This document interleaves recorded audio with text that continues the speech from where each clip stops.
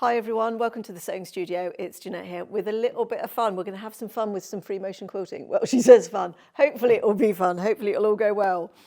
So this was the Wildflowers, Woodlands and Wildflowers panel, and we put it out there, and didn't I? In the last one I did the piano keyboarder, if anybody wants to see a little bit of free motion. And we got a resounding yes please. So here it is. So there's a couple of little techniques I'm going to show you here today, like say the free motion, but then I thought I'd also show you how I did the straight stitch in the piano key borders. The framing borders I know I've talked about before in the other quilting videos, so I think we're just going to focus on those two elements, which I think is going to be the most useful. So top tools for this bit. Firstly, pair of gloves, some quilting gloves. They really do help with the free motion or anything where you get a grip. Some people use sort of a frame or a hoop or something to move their quilts around with, but I'm a glove girl. I like the gloves. And sometimes when I'm doing straight stitch, I put the gloves on. They just help you sort of move it and sort of manipulate the fabric and the quilt a little bit better. And the other thing, because we're using the Bernina, is the Bernina have the stitch regulator. So we're going to put that on. So let's break open the tin, put the instructions to one side and have a look at it. So this is the little gadget that the Bernina comes with, and it helps to keep your stitch length consistent when you're free motioning. Now on my machine at home, I don't have a posh Bernina, so I have to manage the stitch length. And if you don't have a stitch regulator, it's all to do with moving your quilt at the same rate that your machine is sewing. And there's no shortcut, it's practice. Without a stitch regulator, it's definitely just practice.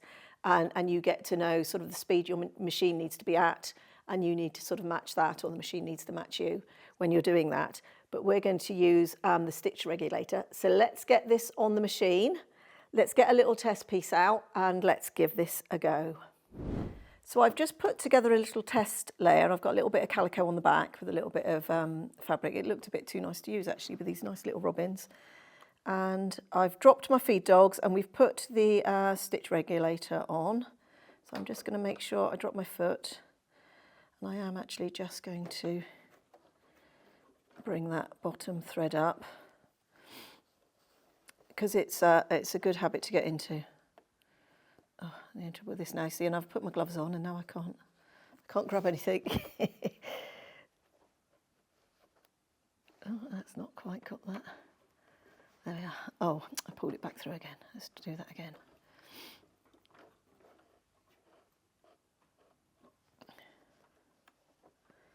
There we are, got it this time. So I'm just going to drop my needle, and I'm just doing that by turning the I'm just making sure I've definitely got the foot down. Sometimes it's a bit hard to see. Right, just put that glove on again. And this really is just to get me into the practice of moving it and just getting that muscle memory going again. So I'm just going to start.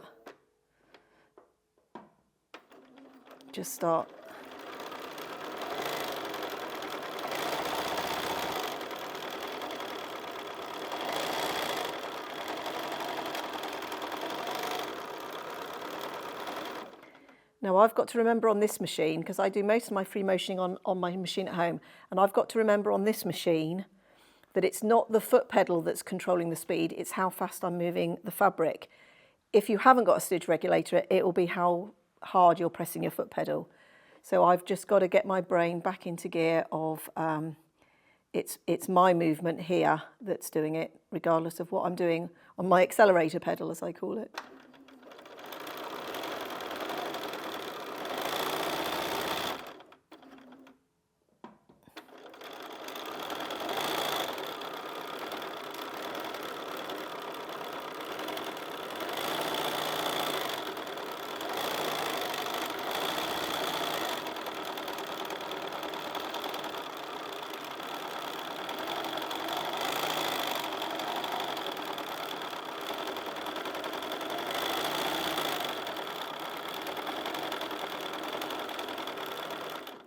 Okay, all I was doing there was giving my brain enough time to understand how quick I need to move this and what happens if I sort of move it differently. And I think I'm there, so I think I'm ready to go. My stitches are all looking nice and even, and it's looking nice and even on the back. I haven't got any sort of eyelashing or anything, and that's all to do with your tension and how fast you're moving it. But I think we're good to go. So I think we're ready to give it a go on the big quilt.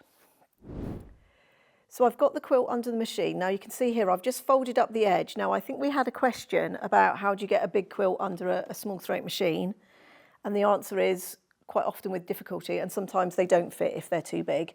Now I'm quite lucky at home. I've got a machine that's got about, I think it's about 11.25-inch throat space, so you get a bit more room. But when on a smaller machine, you'll get to a certain size and the quilt just won't, to get to the centre of the quilt, it just won't fit. So you will be restricted by what you can physically get under your machine. But quite often you can just fold or roll that excess fabric up and out the way. And just also make sure that you have sort of lots of area around you that can take the weight of the quilt. Because one thing you don't want to be happening when you're free motioning is the weight of the quilt pulling against what you're trying to do. You want this bit to sort of move nice and freely. Now also at home I've got something which is called a Supreme Glider, and basically it's sort of like a slippy mat that sort of adheres. It hasn't got a glue, it just sort of works off a sort of a sticky friction. And that helps the quilt sort of move around and glide around. So if you find that your quilt is sticking a little bit, you might want to get one of those. Like I say, but quite often the biggest thing we're doing is sort of fighting against the weight of the quilt, which is trying to pull it one way, and we're trying to direct it in another direction.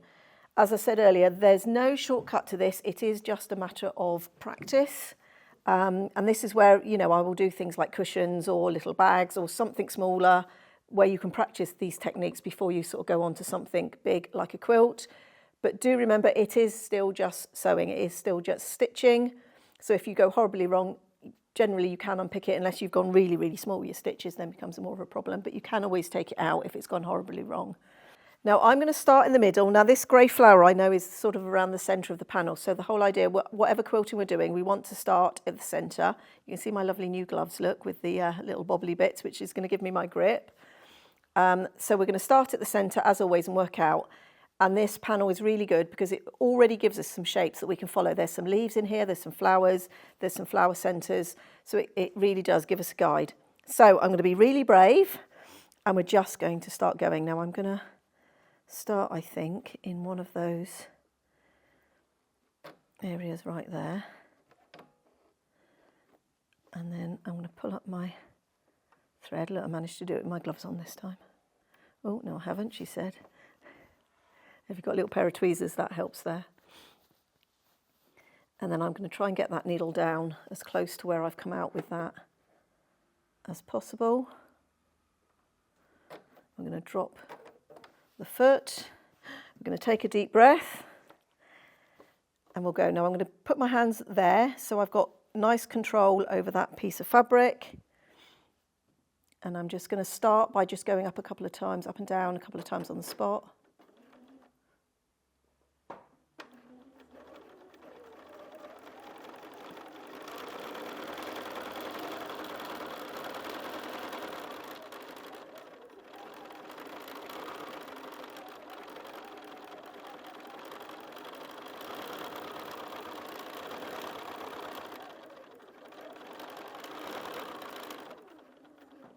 Now, when I feel like my hands aren't right where they need to be, I'm going to stop and then we're going to start again. And I'm just sort of just going gently, going quietly around.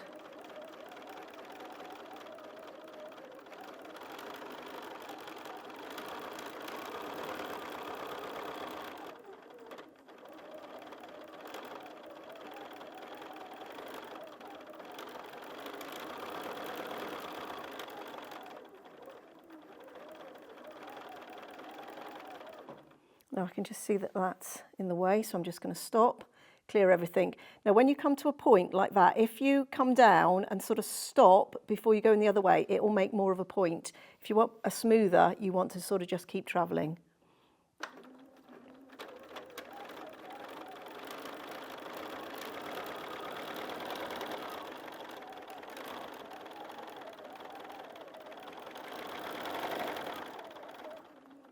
Now that hand had gone a bit too far, so I'm just going to reposition again.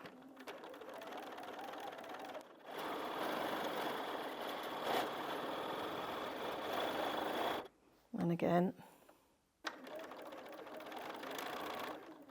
Oh, that was a bit of a big stitch, I think.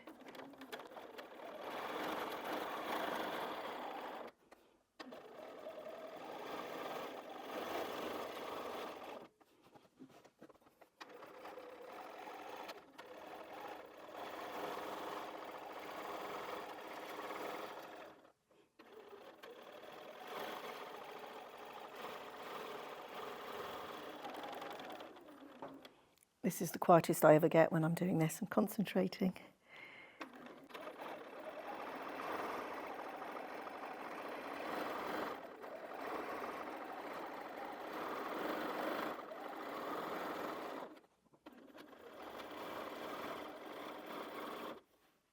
I'm just going to move those threads out the way so I don't stitch them in.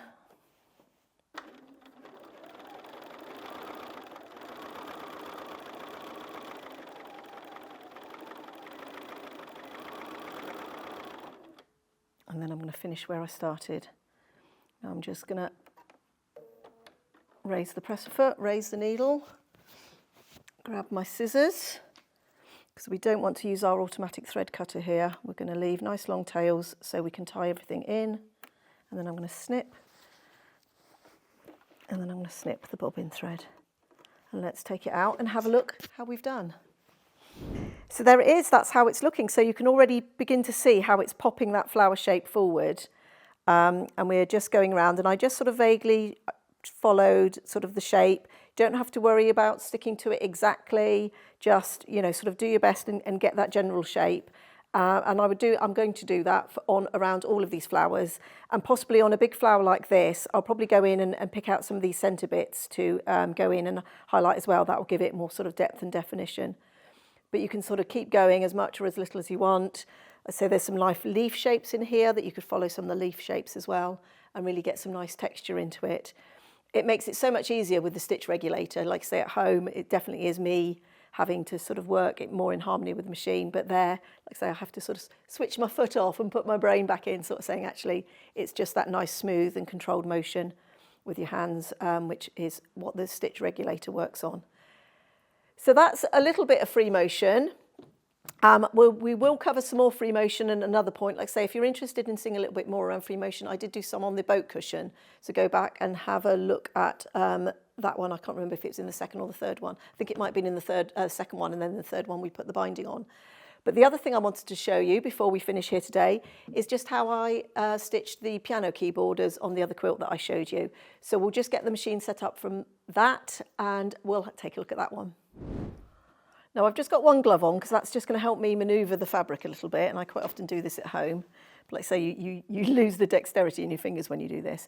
Now I've put this foot on because you just want a foot, because I'm actually going to be following the seam on this. So I just wanted a foot on that I could position my needle and still have a guide where I want to match up with the seam. So what I'm actually going to do is, if I just drop that foot, so the inside of this foot here, I'm going to run along the seam. My needle's in the central position. I've increased my stitch length to a, see, I can't do the screen now with the glove on, 3.0, which is my sort of standard quilting. And I'm going to start in the wadding. So you don't have to worry about bringing the thread up here, because it's going to end up in a bit we're going to cut off. So I'm just going to make sure my feed dogs are raised. I think they are. And then I'm literally just going to run along.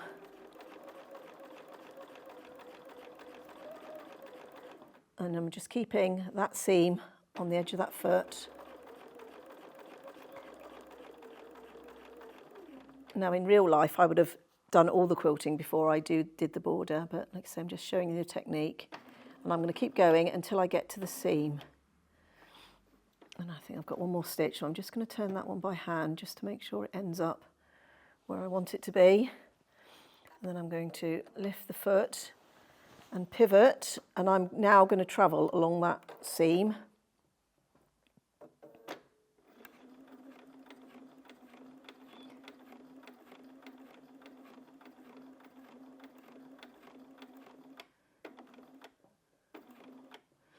I'm just going to try. I'm not quite sure if I'm there or not.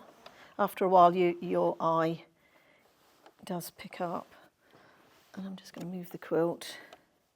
And if I drop that foot, am I in the right place? And I am. So we can now stitch out.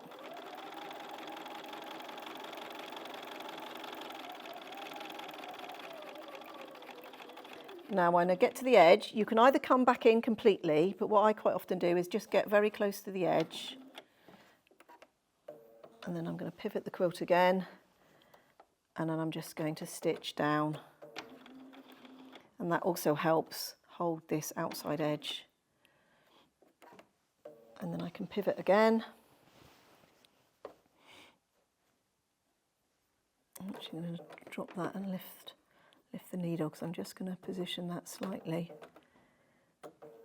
And then we can come back in again.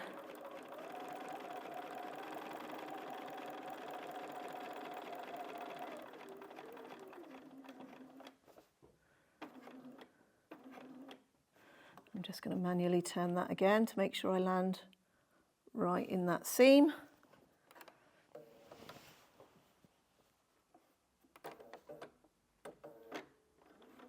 So this is, in effect, this bit is stitching in the ditch. I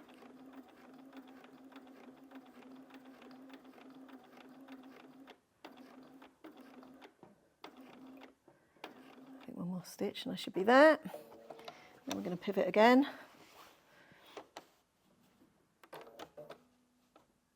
I'm going to stitch out.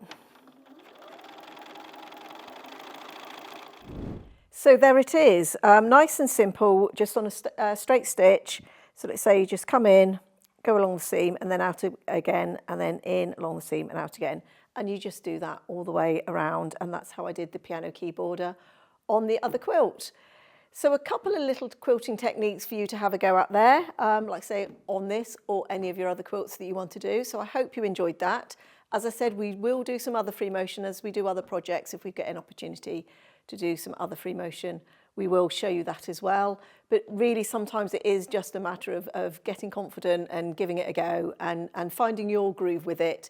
But like I say, if you're new to it, practice on something smaller first, a little cushion, or even just, you know, put yourself together a couple of little layers of fabric with some wadding in between, and just get into practice, because it definitely is one of those muscle memory things.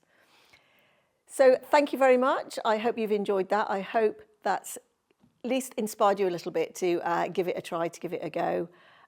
If you do give it a go, even if it's just on sample pieces, do share your pictures with us. You know, it motivates other people to give it a go. And like I say, it also sort of tracks your progress a little bit with it. So I hope you enjoyed that. I hope you'll give it a go, as I said, and I hope you'll join us again next time here in the sewing studio.